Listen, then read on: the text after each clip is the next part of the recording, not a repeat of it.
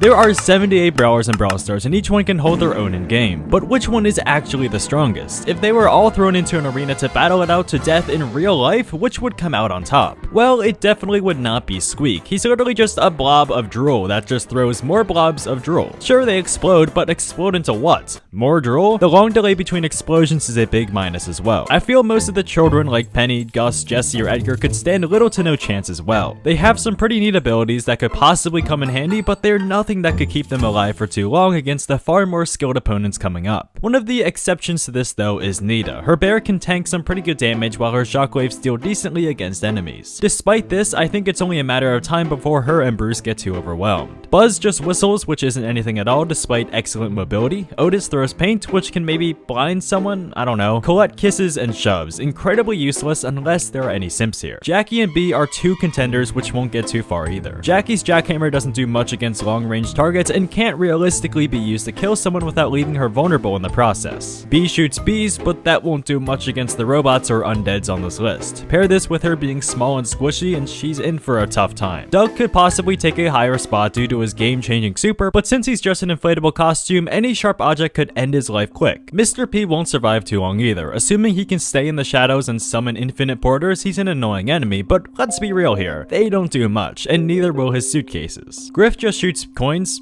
Big whoop. Sandy throws rocks and pebbles, which can be annoying. His super though is extremely viable in concealing himself, but once that runs out, he's a sitting duck. Rico just throws bouncy balls, but at a high velocity, I feel they could do a bit of damage, but utterly useless against the giant tanks on this list. Eve has a clear advantage in being able to fly, but shooting her down is always an option and fleas aren't a massive issue in the first place unless you're someone like Ruffs. Buster just shoots with a lens flare or a beam of light, which could potentially blind someone, but doesn't do much in itself. His super could be very useful though, but it's pretty circumstantial. El Primo, Ash, Rosa, Fang, Miko, and Kit are all about equal. I don't think their feats are great enough to garner a high ranking since they just punch, jump, scratch, or kick. Not weak contenders by any means, but not stronger than others. In one-on-one situations, they could excel, but will get overwhelmed pretty easily. I'll put Sam just a little higher, since Sam really just has his knuckle busters, which offer pretty decent control, close, and long range. Janet and Melody are next. They both have insane mobility, which could save them in a pinch or get them close to enemies, but after the fact, I feel they fall flat. It all depends on their performance on the field. Charlie just hits people with her hair, which is sorta gross, and entraps them in a sticky cocoon, which is also kinda gross. She can definitely fend off enemies for a bit, but it will eventually get taken out. I think the same thing applies for Gale and Lou. Next, I'll put Pam, Colt, Belle, Bull, Mandy, Chester, Maisie, Artie, Lola, Gray, and Shelly all around here. All of these brawlers have some mechanics that might be useful situationally and could definitely fend enemies off for a while, but will get taken out mid-diff against a lot of other opponents. Barley has no good solutions close range, but from the animation we see he can deal with enemies fast and efficiently, though he is in his own domain against passive brawlers, so take that as you will. Angelo might stand a bit more of a chance against the rest though. It ultimately depends on how well he can hit his shots. The poison tipped arrows will definitely come in handy, but one missed shot and he'll be a goner. BB unfortunately has to go around here, since a fully swung baseball bat can be devastating to the head, but she'll struggle against the long range units as well. Max is very fast and has went up against massive enemies like Mega Beetle B or King Crab Tick, which makes her feat super worthy for here. But she 100% got carried by Surge. She didn't do jack.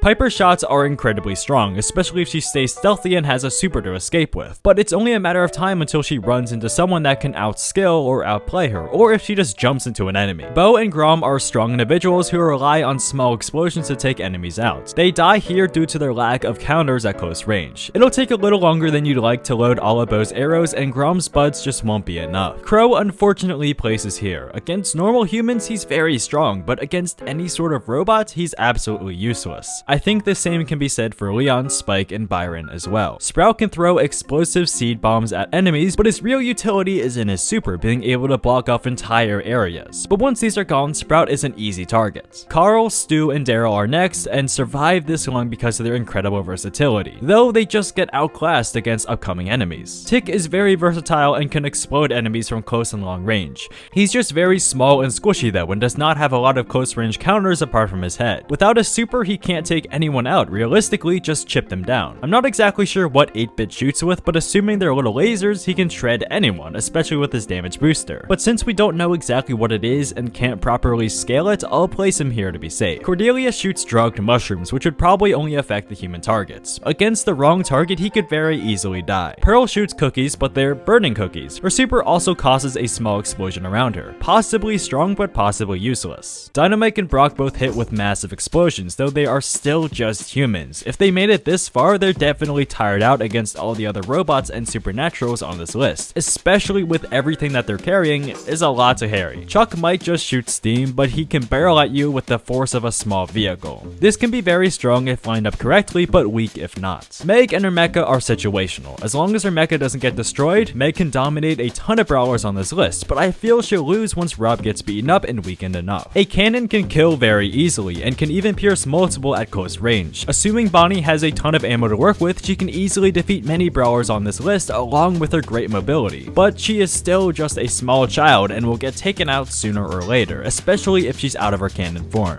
Amber's attack will work wonders against everyone on the list, but again, she is still human. Her stamina just won't hold up despite her pretty broken fire abilities. Nani will deal crazy damage from afar. Her peep lets her spy on enemies, and her orbs of power can definitely penetrate anyone, though I think she will be able to get taken out with a surprise attack or by a group of enemies. I'm not sure exactly what Jean attacks with, it's some sort of magic puff. It could very well be effective against any target, but I'll place it here since his power is unknown. He could be very weak, but possibly very strong. Larry and Lori come next. Robots with incredibly close and long range potential. I feel it'll be very difficult taking them down, especially for Larry's explosive potential, but might lose to one massive strong attack. Willow's cursed poison I feel would work well on most targets since it's, well, cursed. She really shines though in controlling enemies. She has the potential to control anyone, being able to defeat themselves or others if she uses it right. But her weakness is in her vulnerability when she's controlling someone, since she just stops moving. Unfortunately, I'll have to put Hank here. His base attack is literally just a massive water bubble, which can be incredibly strong. A blast of water built up with all that pressure just sitting there can be devastating. His torpedoes are what makes him really strong though. A torpedo itself is stronger than a missile, let alone 6 at once, but he really falls flat when it misses the target. Colonel Ruff shoots little lasers at enemies, which could be somewhat strong, but his super is what matters. He summons a supply drop from outer space, which if compared to a very small meteor can decimate anything it hits and possibly a bit around it. It really depends on how big the supply drop really is. Judging by how fast it moves in game, it could be even more than we might think. Though if anyone could survive that, it would be Ems, Frank, Mortis, and Poco. It's kind of a weird lineup, but hear me out. They are undead. They can never die. Think of Zombie Man from One Punch Man. He keeps coming back, regenerating his life and limbs until the enemy is no more. If these 4 could do that, they have the possibility to beat anyone on this list, though I'm kind of unsure. If they were burned to death, they might not be able to regenerate, or if they were buried far beneath the earth, they could be locked away forever. But at the same time, they might be able to recover from that. Their potential is super high, but it's unlikely they would have enough power to take on someone like Surge. Looking at animations, he absolutely towers above everyone else. We don't get a good showcase of his power outside of his size though, but assuming he can still jump like in game or shoot energy blasts too, he's an absolute force to be reckoned with. But nothing can beat the sheer power of Tara. Her super lets her summon a gravity well, which is a gravitational pull that a large body exerts in space. If there's more mass in the body, then the well is deeper. For example, if you put a battery in the middle of a piece of plastic wrap, the center force will deepen. A black hole is a type of gravity well, just way stronger. So essentially, Tara can one-tap anyone or even everyone at once if she really wants. Subscribe.